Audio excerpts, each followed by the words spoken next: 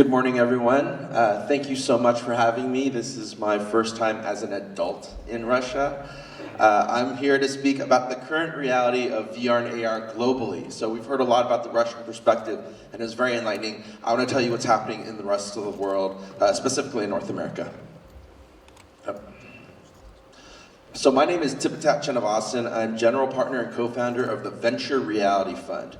We're the largest independent investment fund, VC, investing in VR, AR, AI. $50 million fund, doing early stage investment. We've done 35 investments to date. So first off, I want to talk a little bit about what's happening in terms of VR adoption. And so what's really interesting is you'll hear conflicting messages, VR is slow to take off, or VR isn't really happening, or oh wow, there's this huge trough of disillusionment and VR sales are not happening. Well, 3.5 years ago, when the first VR products launched in the marketplace, there's confusion about what VR was. As an investor, I feel like I track where the money goes, where software developers are making actual revenue. And we can see very clearly, VR is 6 degrees of freedom head tracking, 6 degrees of freedom hand tracking. 3 off is not VR, or no, it's not useful VR. Things like the Google Cardboard, anything with the mobile phone that you place into a holder, garbage. And so, looking at that, we can see high-end VR has shown steady growth in the past 3.5 years. And what's interesting is everyone's like, when is VR gonna be mainstream? Well, what does mainstream mean? I appreciate that Mark Zuckerberg put his stake in the ground and said, for him, mainstream meant 10 million VR install base. Why 10 million? He felt like when there were 10 million VR headsets, that meant that software companies, startups in the ecosystem, could build product without funding from the platform players like a Facebook or a Google or a Sony, and they could release products into the market and be self-sufficient, self-sustaining, make revenue, make profit. So what's really interesting is if we think about that 10 million number, well, we look at earlier this year, Sony announced that there's been 4.2 million PSVRs sold to date. Should easily be at 5 million now. And NVIDIA said earlier this year there's been 4 million PC VR. And so we're almost close, or we're probably actually past that 10 million number now. But what's really interesting is what's happened next. So several months ago, Oculus released something called the Oculus Quest. And we believe this is the first true consumer VR device. So it's a standalone device, no longer needed to be tethered to either a PC or a console. It's 6 degrees of freedom, head and hand tracking. It plays all of the top VR consumer games. And in the US, the starting price is $399. Amazing. This is the first real VR device for consumers. And what's even more amazing for me as an investor is Facebook announced they've already sold $20 million in software for the Quest in just 4 months. So why is this amazing? Let's take a deeper dive. So, because of the success of the Quest, Facebook, for the first time ever at their Oculus Connect developer conference, actually talked about real revenue. They actually gave some data. It was insane. So, 100 million in software revenue in the Oculus store over the past 3.5 years. 20% of that revenue was on the Quest in the last 4 months. So if you actually look at what the data looks like, the blue line kind of shows the Oculus Rift revenue or PC revenue for them. And you can see a steady growing slope. But what's more interesting is how much more faster revenue is on the Quest. And so investors and startups here, investors are always looking for the inflection point. When does it go to slow, steady growth to fast, accelerating growth? And you can easily see that the Quest is the game changer. This is the moment that is happening. What's really interesting is, this is backed out by indie dev studios, so Superhot. They're a very successful indie dev developer from, I believe, Poland. So they've said that Superhot sales on the Quest was 300% higher than when it launched on the Rift.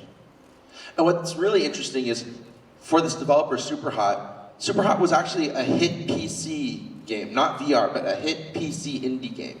Successful Kickstarter, made several million. They said earlier this year, Superhot has made more money in VR than it has in PC. So let's take a look at bigger, not just at the Rift, but let's look at the whole VR ecosystem. And what we're seeing is across Steam PC, which is like the Vive, Oculus, which is just Oculus, and PlayStation, which is PSVR, we're seeing over 90 titles that have sold over $1 million in revenue. And that a top grossing title can do over $40 million in revenue. So what does this mean? Let's put it in perspective. Apple makes the Apple Watch. Very successful product for Apple. They've sold at least 50 million Apple Watches. How many developers have actually made over $1 million in revenue on the Apple Watch?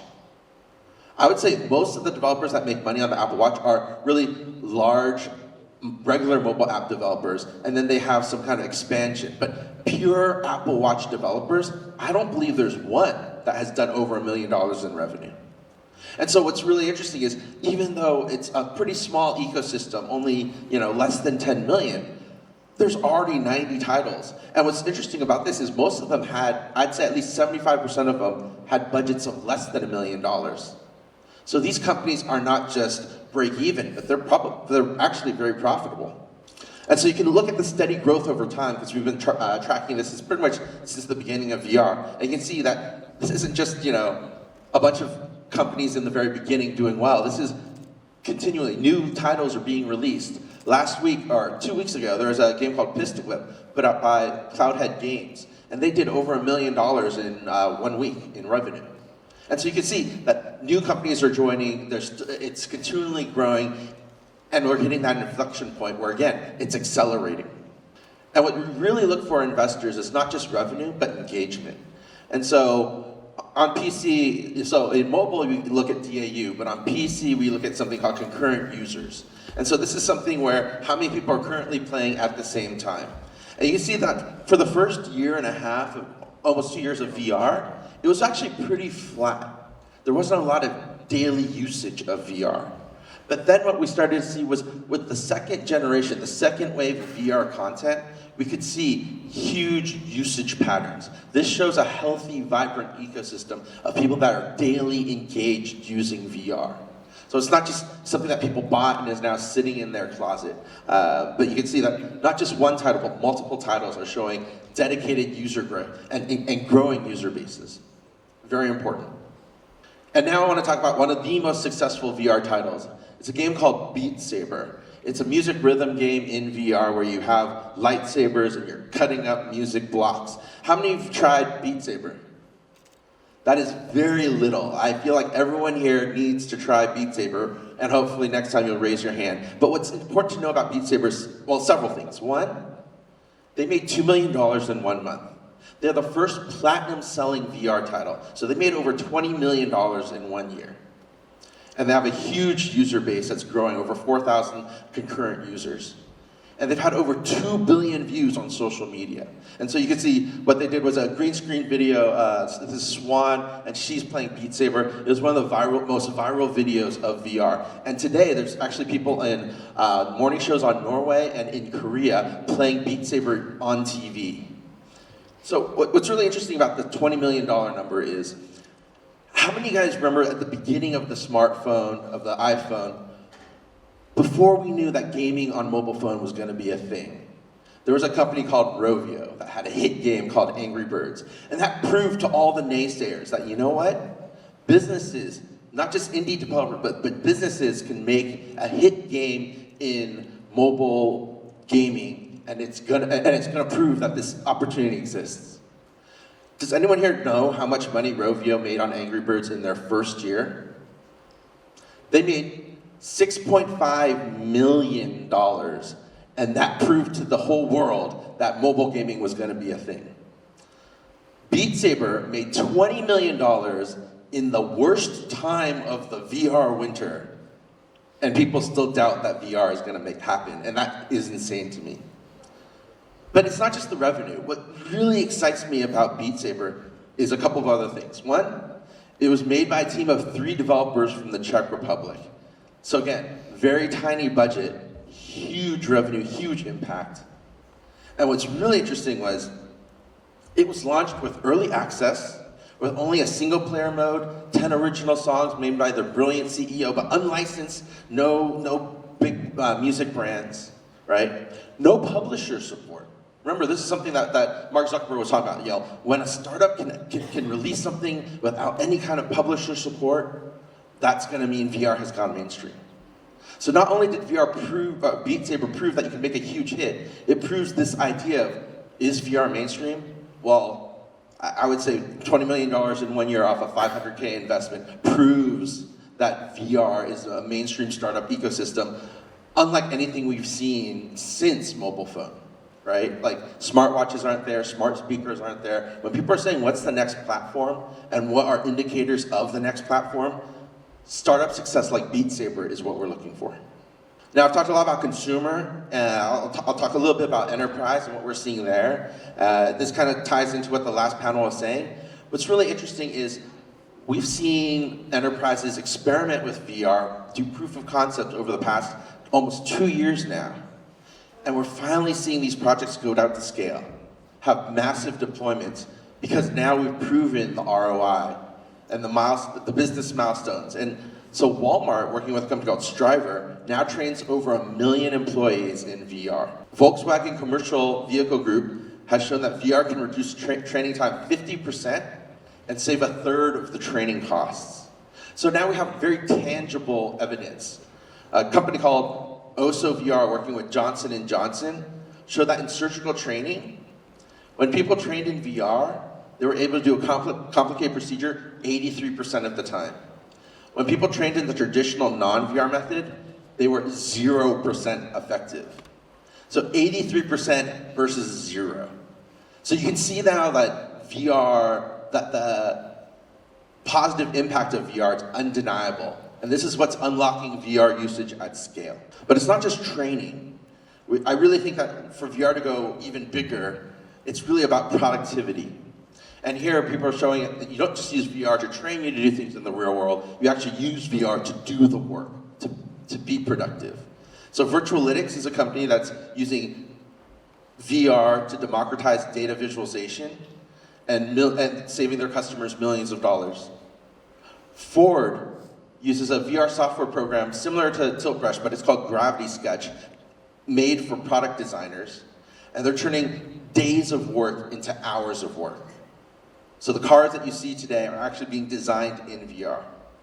Lockheed Martin says they save over $10 million every year with VR-assisted validation and collaboration.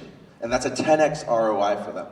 So you can easily see that VR is making a real impact, and there's real numbers and data to back this up. So I've talked a lot about VR, now I want to spend some time talking about AR and what we're seeing there. And so for AR, there's really two things, or two platforms, right? One is mobile AR, and the other is headset AR.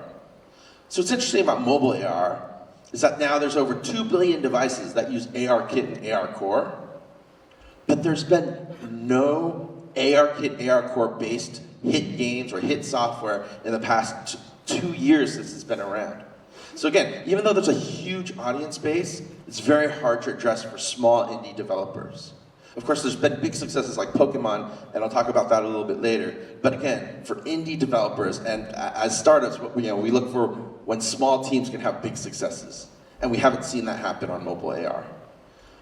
One of the reasons why people suggest that is because mobile AR right now is, it's evolving, but it's very temporary. There's no persistence. If we create something in one session, it doesn't live longer than that session. It's hard to do multiplayer. And so there's a whole bunch of companies, including the big platform players, working on something called the AR Cloud that will address these issues. But again, I would say that mobile AR has its difficulties to find success if you're a small startup. Now let's talk about headset AR. With headset AR, Magic Leap released their dev kit last year, and it's okay, but it didn't set the world on fire. It wasn't that transformative moment we were hoping for.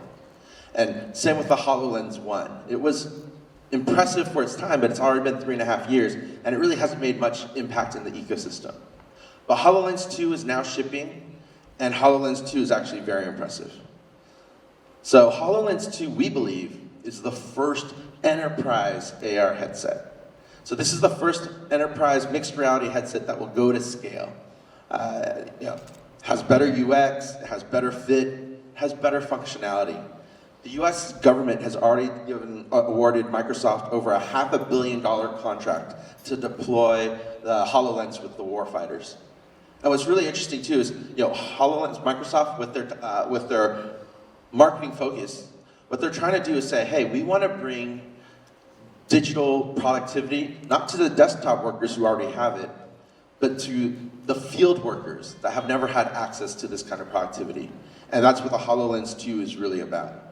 But again, we really feel like consumer VR is having its moment with the Quest. And we feel like enterprise AR will have its moment with the HoloLens. Now on the content side, what's really interesting is, again, like I mentioned, Pokemon Go is the king. $3 billion in revenue in 3 years. But really, most people play Pokemon Go don't even use the AR. So it's hard to, or I would say that ARKit, AR Core had really little impact on the success of Pokemon Go. And so it's really a location-based gaming, and it's really the Pokemon IP that's making it as big as it is.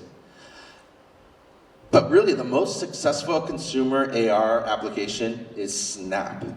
So Snap, famous for having its face filters with the AR effects, with the dog ears. What's really interesting is, they had stagnant growth for the past several quarters. Last quarter was the first time they saw an increase in user growth. And they attributed that to all of the efforts that they're making in AR. And they've released, their, content creation tool for AR.